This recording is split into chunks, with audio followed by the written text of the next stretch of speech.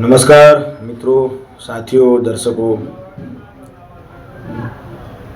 નાના અમથા વિષયને લઈને આવ્યો છું અને મીડિયાના કામથી જાહેર જીવનમાં અલગ અલગ સરકારી વિભાગમાં, અલગ અલગ સરકારી કચેરીઓમાં, અલગ અલગ સરકારી અધિકારીશ્રી હોય એમને મળવાનું થતું હોય છે, મળવા જવા માટે થવાનું કંઈક ને કંઈક કારણ ઊભું થતું હોય છે. પણ નામ નથી કહેતો એ સરકારી વિભાગનો કે સરકારી અધિકારીશ્રીનો, પણ આજે એક આશ્ચર્ય પામવા જેવો મને અનુભવ થયો. ખોટો તો નહીં કહું, પણ આશ્ચર્ય પામવા જેવો કે હું એ સરકારી વિભાગમાં ગયો. ત્યાં મારે જે સાહેબને મળવાનું હતું તેમનું મેં પૂછ્યું કે સાહેબશ્રી છે? તો તેમના જુનિયર હતા અને એ નહોતા જાણતા કે હું મીડિયામાં છું કે જર્નાલિસ્ટ છું એવું કંઈ, અને મેં એવો કોઈ પરિચય પણ નહોતો આપ્યો. એક સામાન્ય માણસ થઈને ગયો હતો. તો એમણે કીધું કે ના સાહેબ નથી. તો મેં કહું ક્યારે મળશે? હું એમને મળવા માટે જ આવ્યો છું અને થોડીક મારે કામ છે વિષયથી વાત કરવી હતી. અને મેં એમને કીધું કે સાહેબશ્રીનો મારી પાસે મોબાઈલ નંબર છે નહીં, માટે મેં સંપર્ક કરી શક્યો નથી, એટલે હું સીધો આવી ગયો છું. તો એમણે કીધું કે એ તો ખબર નહીં ક્યારે આવશે, નક્કી નહીં સાહેબનું. તો મેં કહું આવતીકાલે એમનું કોઈ શિડ્યુલ, તો આવતીકાલે હું ફરી આવું તો આવતીકાલે મળી શકાય. તો કહેતો હું સાહેબનું હું ના કહી શકું કે ક્યારે આવશે ક્યારે નહીં, સાહેબ છે એમને કામ વધારે હોય. વાંધો નહીં. તો મેં કોઈ એક કામ કરો, સાહેબશ્રીનો નંબર મને આપો, મોબાઈલ નંબર. તો હું જ એમને સંપર્ક કરું અને હું જ એમને પૂછું કે આજે આવશે કે કેમ, કે કેટલા વાગે આવશે, કે આવતીકાલે શું શિડ્યુલ છે સાહેબનો. તો એમના જુનિયરે નંબર આપવાની ના પાડી. મોબાઈલ નંબર તો આપો, સરકારી અધિકારીશ્રી છે અને તેમનો નંબર દરેક પ્રજા સુધી પહોંચે એ અપેક્ષિત છે, એમાં કંઈ સંતાડવાનું છે નહીં. કે ના એવું તો ના પાય. તો પછી મારે કહેવું પડ્યું કે હું મીડિયામાંથી છું, લોકોનો અવાજ બનીને કામ કરી રહ્યો છું અન્યાય ભ્રષ્ટાચાર સામે. તો તમે મને કહો, કાં તો તમે તમારા સાહેબે ના પાડી છે તમને નંબર આપવાની, કે પછી તમારા વિભાગમાં નિયમ એવો છે કે સાહેબનો નંબર કોઈને નહીં આપવો. તો કશું બોલ્યા નહીં. મેં કહું તમારે જવાબ તો આપવો જ પડશે. હવે એક મીડિયા કર્મી તરીકે હું તમને પૂછી રહ્યો છું કે તમને તમારા સાહેબે ના પાડી છે નંબર આપવાની, કે કોઈને મારો નંબર નહીં આપવો, તો વાંધો નથી.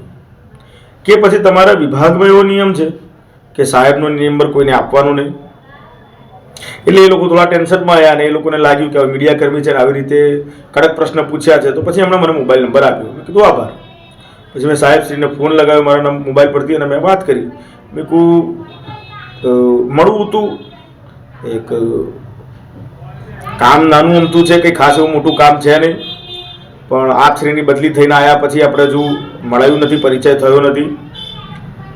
તો એમણે કીધું કે આજે આ કામમાં છે, કાલે કંઈક બીજા કામમાં છે, આજે મોડું થશે, કાલે પણ કદાચ બહાર છે એટલે નહીં આવી શકે. તો મેં કહ્યું સાહેબ તમે કહો કે ક્યારે આવે તમે અનુકૂળ છે તે પ્રમાણે મળીએ. એમણે કીધું કે 2 દિવસ પહેલાં આપણે ત્યાં એક જગ્યાએ ઊભા મળી લીધેલું ને, એટલે મળી તો લીધેલું જ છે, કંઈક ખાસ કામ હોય તો કહો. તો શું સરકારી અધિકારી જે તે વિભાગના કંઈક ખાસ કામ હોય તો જ મળી શકશે? અને કદાચ હું સમજુ છું આને કે એક જેન્યુઅન જર્નલિસ્ટ, મારા જેવા પ્રામાણિક પત્રકારો ખૂબ છે, ભલે લોકો ગમે તે વાતો કરતા હોય, તો એવા પ્રામાણિક પત્રકારો જે પોતાના જીવના જોખમે ન્યાય માટે દોડતા હોય છે અને લોકો માટે પ્રયત્નશીલ હોય છે, તો એવા લોકોને મળવા માટે આ સરકારી અધિકારીઓ રસપ્રદ કેમ નથી?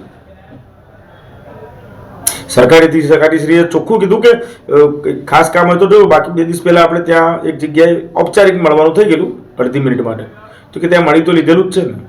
તો શું એ સરકારી વિભાગના જે તે અધિકારી માટે એક પત્રકારનો સામેથી ફોન આવે છે અને દૂરથી એ આવે છે મળવા માટે, તો શું આટલો જ સમય હોય છે એમના માટે? હવે એવું નથી કહેતો, પણ માની લો ઉદાહરણ તરીકે એ જ વિભાગનું કોઈ એવા સમાચાર આવે અને કોઈ મીડિયા એ સમાચાર પ્રસારિત કરે, મીડિયાકર્મી સાચા સમાચાર હોય, તો શું તરત એ ડિપાર્ટમેન્ટમાંથી મીડિયાકર્મી પર ફોન નહીં જાય કે ભાઈ તમે છાપ્યું છે પહેલાં અમને પૂછજો, કે આ વિડીયો બનાવ્યો છે પહેલાં અમને મળો, અમારો વ્યૂ લો, ત્યારે સામેથી ફોન કરશે. પણ જ્યારે એક પ્રામાણિક પત્રકાર સામેથી મળવા જાય છે તો સરકારી અધિકારી શ્રી પાસે સમય નથી હોતો, એમના જુનિયર મોબાઈલ નંબર આપવા તૈયાર નથી હોતા, અને જ્યારે મોબાઈલ નંબર લઈએ છીએ જબરજસ્તી અને એમને ફોન કરીએ છીએ ત્યારે એવું કહેવામાં આવે છે કે હમણાં 2 દિવસ પહેલાં તો આપણે મળી તો લીધેલું જ છે, એટલે કંઈ ખાસ કામ હોય તો કહો, બાકી મારે આ કામ છે, કાલે આવતીકાલે પેલું કામ છે. એટલે મેં કંઈ વિશેષ વાત ના કરી, તો મેં સાહેબને જ કીધું, મેં કહ્યું સાહેબ આપના જેટલી જ વ્યસ્તતા અમારી પણ હોય છે, કદાચ વધારે પણ છે, તમારા કરતાં વધારે વ્યસ્તતા, પણ છતાં દૂરથી આવ્યો છું મળવા માટે અને સંપર્ક નંબર લીધો છે, મોબાઈલ નંબર. કંઈ વાંધો નહીં, જ્યારે કંઈ હવે ખાસ કામ હશે ત્યારે જ મળીશું.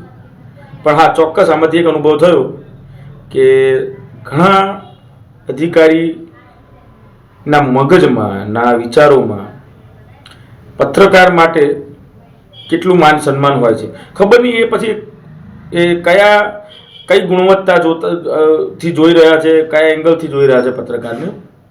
પણ મારું માનવું એવું છે કે કોઈ પણ પત્રકારનો આવી રીતે ફોન આવે કે કોઈ પત્રકાર મળવા આવે તો એક વખતે પત્રકાર ક્યાં માટે આવ્યા, શા માટે આવ્યા છે, કેટલા જરૂરી વિષયથી આવ્યા છે, એ પત્રકાર વ્યક્તિગત રીતે કેટલા પ્રામાણિક છે, કેટલા સાચા છે, કેટલા લોકોને ઉપયોગી થાય એવા છે, સામાન્ય લોકોને ઉપયોગી થાય એવા છે, એક વખત જોઈ લેવું જોઈએ અને પછી આ રીતનું વર્તન કરવું જોઈએ.